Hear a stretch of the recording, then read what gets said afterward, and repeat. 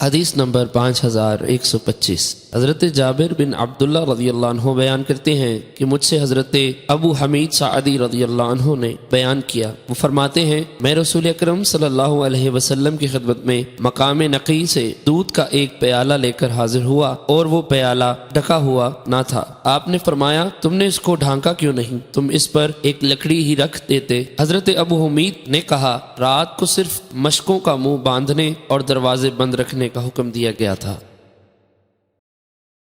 حدیث نمبر 5126 حضرت ابو حمید سعدی رضی اللہ عنہ بیان کرتے ہیں کہ وہ نبی اکرم صلی اللہ علیہ وسلم کے پاس دودھ کا ایک پیالہ لائے۔ اس کے بعد حسب سابق روایت ہے راوی ذکریہ نے حضرت ابو حمید سعدی کی حدیث میں رات کا ذکر نہیں کیا۔